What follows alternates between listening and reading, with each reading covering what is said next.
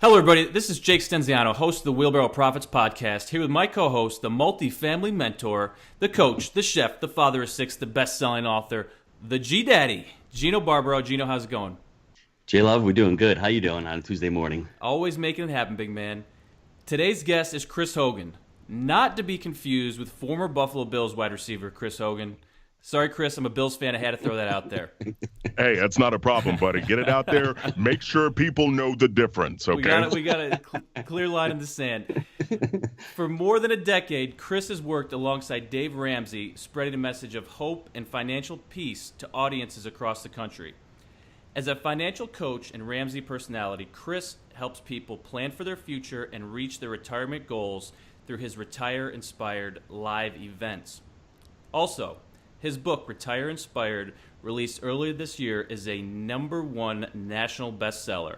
So without further ado, Chris, welcome to the show. Well, thank you, guys. It's a pleasure to be with you. Hey, and I'm going to give you a little football cred here because I want to know how you went from an All-American football player to retirement expert.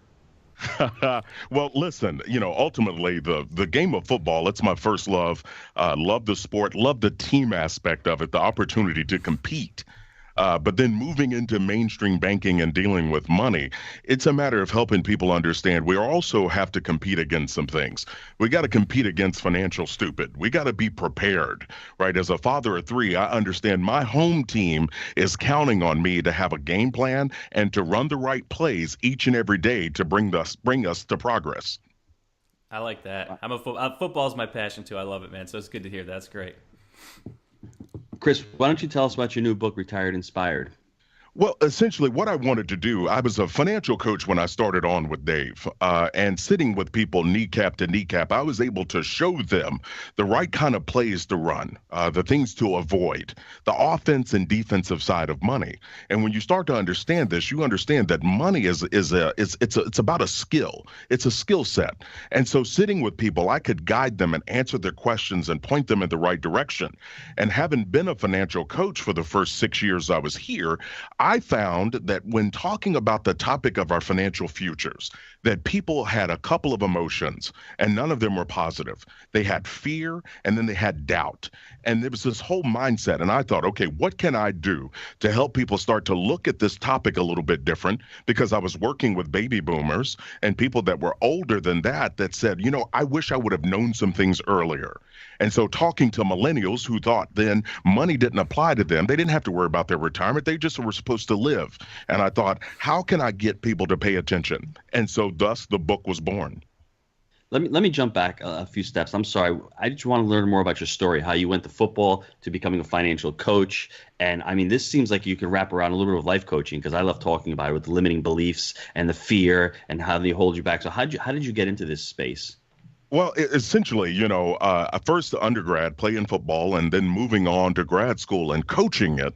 I just love people. I know the impact a great coach can have, having been a product of great coaches, whether it was my parents and my grandparents who were coaching me in this game of life, to then my sport coaches guiding me on the right techniques and the right plays to run. And so getting out of that realm of coaching and finishing up my grad school, then I began to plug into business.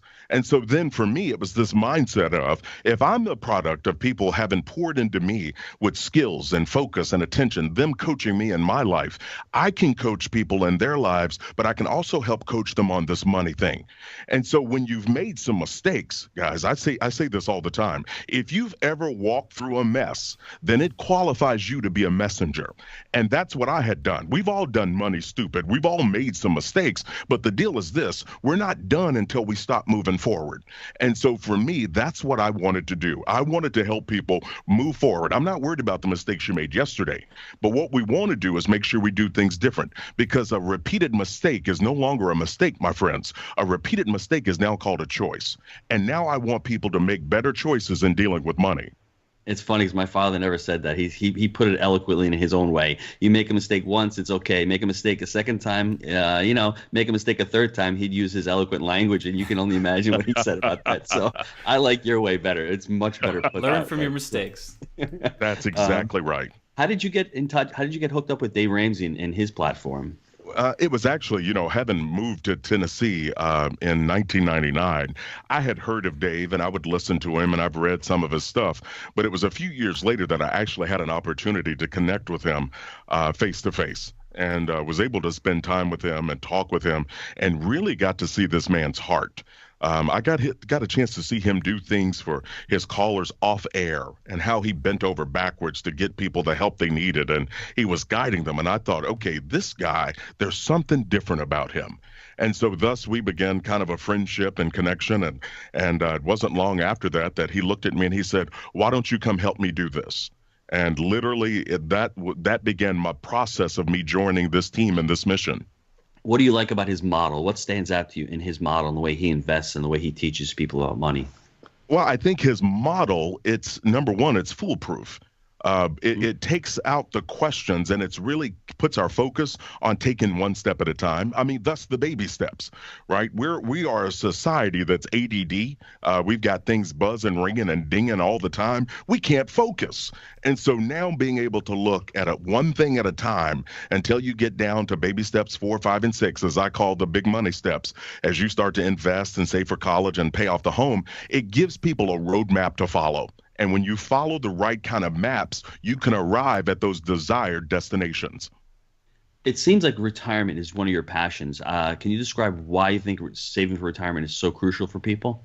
Well, I'm passionate about people having options. I mean, listen to me. The last thing I want to do is end up optionless. When you're optionless, that means you're stuck. Well, I don't like the idea of being stuck. So I want to make sure I have options. So looking at retirement and understanding our financial futures, it's a big deal. It's not a 4 or 5 year thing. With the life expectancy now the way it is and the way medicine and technology, I mean, we could live to be in our 90s. So we've got to make sure that we're doing the right kind of things right now to prepare us to have financial options later in life. Chris, this might be a difficult question to answer, but how do you get somebody to actually think about planning for retirement 40, 50 years down the road when they can't plan for a birthday party next year? Because I see like all issues that we have in life, like climate change, it's so out into the future. People can't even think or can't even conceive of that. What do you do in order to get them to think about it, to plan about it? Well, I think that's a fantastic question. And I think it's kind of a threefold process. Step one is to ask them about their dreams. Like, what are the things they want to see themselves doing later in life? I mean, we all have those inside of us, whether you want to travel, whether you want to start a business, maybe you want to just spend time with family. What are things you'd like to be able to do? So that dream date component is number one. Number two, what I want them to do is not think 30 or 40 years down the road. I want you to think about today. And by today, meaning taking the right kind of steps, being aware that I'm moving myself in the right direction. For example, I was just talking to my publicist earlier this morning, talking about, the power we have in our decisions. Like if people are used to going to the fancy coffee shop and dropping $5 to $10 each and every day, if that's a habit that you've established, what I want you to do is to think differently. What if you went every other day? And we save $10, end up saving $40 to $50 in a week that you would have been spending. Now that we've saved that money, let's put that money somewhere where it can have an opportunity to grow and multiply by either investing it or saving it. And so it's that little process is how I get people just to think differently. This is great because this is a lot of coaching, life coaching, intertwined with money, which is really powerful, guys. Jake, I think a lot of limiting beliefs. People are going to be coming out. I can't do that, right? A lot of fear. And what I love about your process is you're educating them and you're giving them the tools and the way to think about the future, which I think is really powerful. I really love that. Well, if you can get people to think differently, guys, like that's the thing. Like if we can think differently, then we can act differently. And that's the thing, a process of just connecting those to understand, yes, there are a lot of unknowns in our future, but here's what I know right now. I know what I owe, I know how much I earn, and I know my dreams. Putting those three things together will plug you into the right kind of plan. Wow. What are the common issues that people face when it comes to retirement? Well, as you look at it, there are 4 main obstacles that I talk about in the book, Retire Inspired. And I'll hit them real quick. But first, it's misunderstanding retirement. then depending on Social Security, then acting like sheep, and I'll explain here in a moment, and then 4, not having a plan. Misunderstanding retirement, it's the subtitle of my book, that retirement's not an age, it's a financial number. So many people think, well, I've got to get to this age and then I'll make it. And they go, no, no, no. It has nothing to do with that. Retirement's not a 60 thing or age 70 thing. It can be a 40 or 50-year-old thing, but you got to plug in and work the right kind of plan. The second one, depending on Social Security, this was probably the most alarming thing to me that I found. Doing research, the average payout is around $16,000 a year. So that equals to around $1,333 a month. A lot of people were thinking they were going to get $4,000 and $5,000 per month from Social Security. So they were misunderstanding the goal. They thought Social Security was going to take care of them. And in essence, what it is it's the icing on the cake I talk about in the book. Like, it may be there, it may not be there in 20 or 30 years. We don't know. But don't count on Social Security saving you and providing for you and your family. Third, acting like sheep. Real quick, did you guys know sheep notoriously are one of the dumbest animals on the planet? Yes. Like, seriously, they are not intelligent at all. And that's why there's a sheep herder with that long staff and the hook to be able to grab one of the village idiots that's run off to pull them back over to keep them all together. Well, here's the thing. I myself have acted like a sheep at times with money. I get paid, and then I run out, and on the weekend, and I'm doing all these things that I think I deserve to do, and I'm not being mindful of the future. So I was living in the day instead of living the day and then planning for tomorrow. So we don't want to be like sheep. We want to make sure that we're focused and we understand the path we're on. Finally, not having a plan. This is imperative in anything in life. If you don't have a plan for something, you'll fall for anything. And that's the great Zig Ziglar quote. I love that. But understanding and being intentional now with our focus, our actions, and then we can be very, very intentional about our results. It's funny that you put numbers to retirement, because Jake and I guess recently, quote unquote, left our jobs. I mean, I used to own a restaurant, so I quote unquote retired it. But my mental picture of retirement is getting rid of something that I hated to do and doing something that I love now. So I don't ever see myself as a number retiring or leaving the workforce, but I think retirement should be something that you leave and something that you end up doing going forward, having passion for it. And I think that's one of the ways I look at retirement. What do you think about that? No, I love that idea. I mean, for me, passion is the fuel that pushes everything. You looking at that and understanding what you left to be able to go toward more of what you want. Mm-hmm. And I think if we can get more people to start to look at this and understand, hey, and I'm not saying that if you are working a job or a career right now that you don't love, that's okay. What I want you to do is have a plan for what am I moving to? What can I learn from what I'm doing right now that can be applicable to my life later? And so starting to see this and understand, hey, you're in process. And so passion is absolutely necessary. And we see that in sports, guys. Guys don't run out of the tunnel and walk out on the field in this lazy attitude and just kind of yawn and stretch and think, okay, I guess here we are. No, no, no. If you watch those games on Sunday, they come running out of that tunnel. Why? Because they're united with their team and they're about to do battle against the enemy because they plan to win. That's what I want people to do in life. Wow. What can people do to start saving for retirement? Well, I think a couple of things. I want to give your listeners 4 tips. Number one, realize retirement isn't an age, it's a financial number. So we've got to plug in and we've got to understand what are we chasing and how much is that going to cost. And I gave people a free tool to really help them wrap their brain around this. It's called the Retire Inspired Quotient, the RIQ tool. A free tool on my website, chrishogan360.com. Plug in some basic information and you can know how much you're going to need to live your dream. The second tip is this: start with your dream. Know what it is you're chasing. If you're married, sit down with your spouse and have a discussion. Find out what they want to do later in life. Talk about what you want to do. You see, we have our home teams under the roofs where we sleep each and every evening. Imagine getting connected with your spouse. Did you guys know money fights are the number 1 cause for divorce in North America? I believe money it. Fights. Yes. Yes. And so what you can do is erase the opportunity. You're going to have money disagreements. You can have differences in opinion, but you don't have to fight if you get aligned and together. Third is know your income. Our income is our number one wealth building tool. And a lot of people will tell me, Chris, I can't get serious about my money until I start making more. And I tell them, no, no, no, you don't want to do that. See, if you can't manage 50,000 well, what makes you think you're going to manage 150,000 well? You won't. So start to exercise those habits now. Finally, make a plan. And by plan meaning understand where you are, but I want you to understand your destination. So create a budget, get yourself out of debt, and I want you to start to save and invest and give yourself options for the future. So Chris, I think this is really interesting. We focused a lot on the expense side of the equation, kind of how to get that under control. What's the overall plan to grow the income side of it? Well, I think as you start to look, I mean, obviously our skill set. You know, as you're working your job, to me, I love commission-based things. I love to be rewarded if I'm effective. And so looking at that, so if you're somebody that's working a salary job right now, I want you to think about what's your skill set? What's something that comes easy to you that other people might want to pay for? For example, I worked with a single mom years ago, and she was just a genius with math.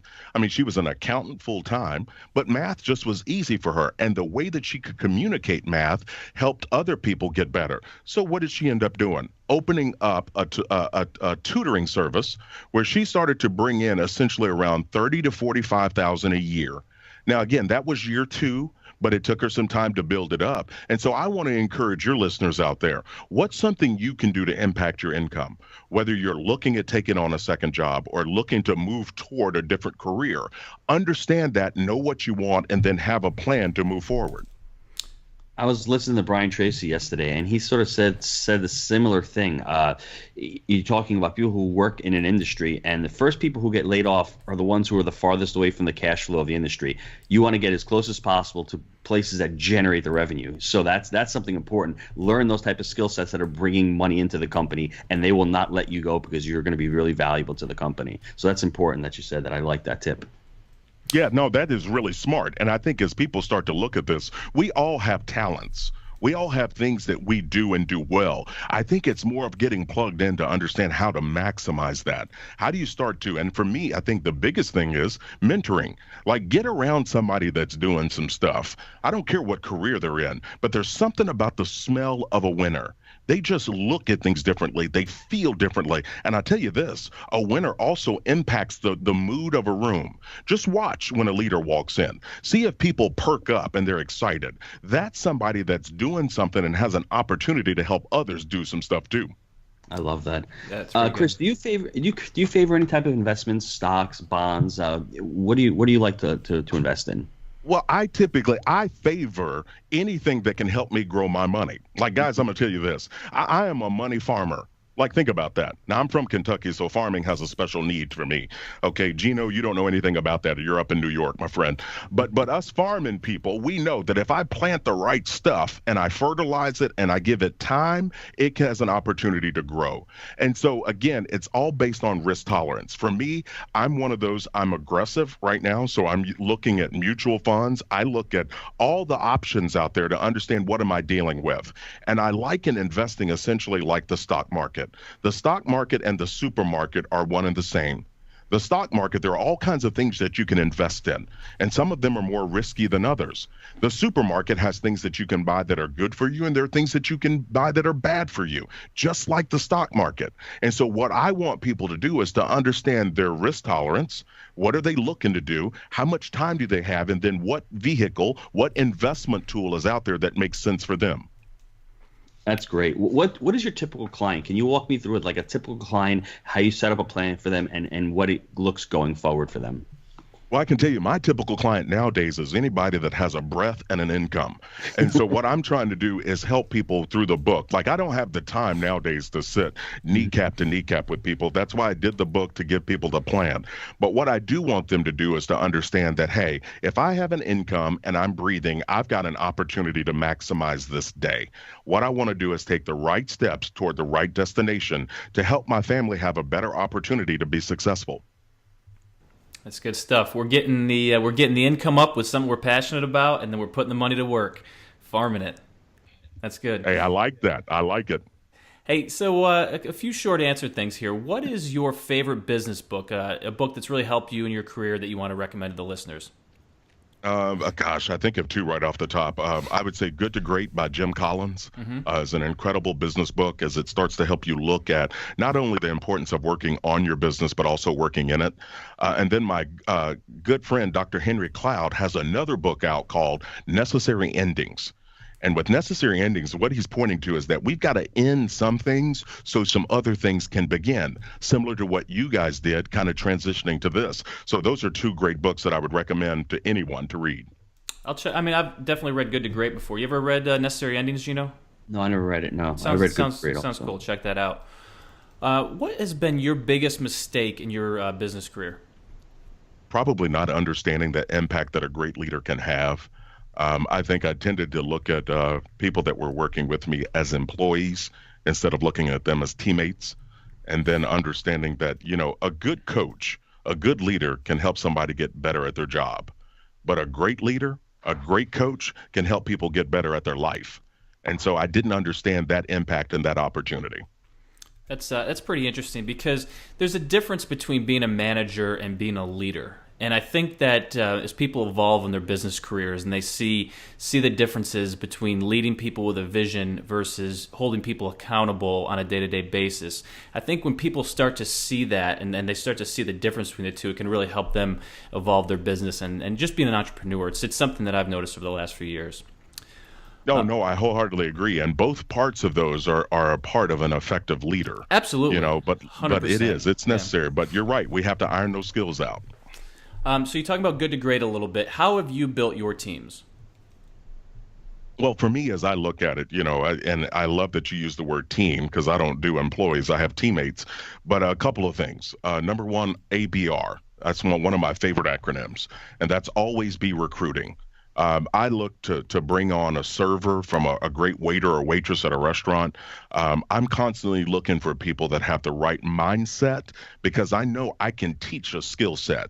It's the mindset. People that want to do something, people that want to make an impact. Those people, they act different because they're wired differently. So get those kinds of people on your team.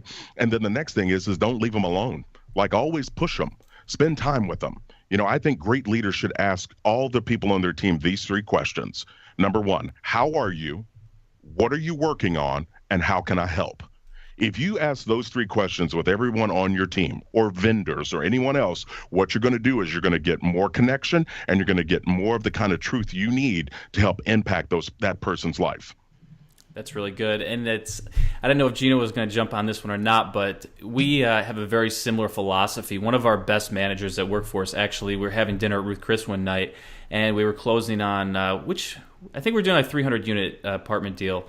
And we needed another manager to replace a manager that was moving into that location. And this lady just blew us away. Her customer service, her attitude, her work ethic, and her attention to detail was just spot on. So we were kind of joking back and forth, saying, "Oh, we want to hire her." And then our one partner, Mike, was saying, "Oh no, she's gonna think you're hitting on her." Like, guys, no. And then eventually, because I'm the younger guy of the three of us, pushed me to go, and I went up and said, "Hey, just want to see if we can interview you at some point." And a few years later, she's one of our top performers. So I think that's fantastic. That is a great story. Yeah. And I had a similar situation like that when I was back in the mortgage industry. I was just always looking for people, and I love the fact that you all have done that. And she's one of your top performers. Yep. So always be recruiting. Don't ever stop. Yeah, no, that's great. Yeah, I took some notes. A few things that really stood out to me is, focus on the dream. I think you're talking about, retirement things. Focus on the dream, have goals, and go after them. Don't count on Social Security. I think for a few reasons. One, it may not be there, but as you pointed out, it's just not going to be enough. You need to make and have a better plan than that. And then don't act like a sheep. I didn't know sheep were that stupid, but hey, we don't want to be lumped in and walking off the cliff like a lemming. So fantastic stuff. Well, thank you very much, guys. It was an absolute pleasure to hang out with you all. And Gino and Jake, I wish you well. Thanks, Chris. Thanks, Chris.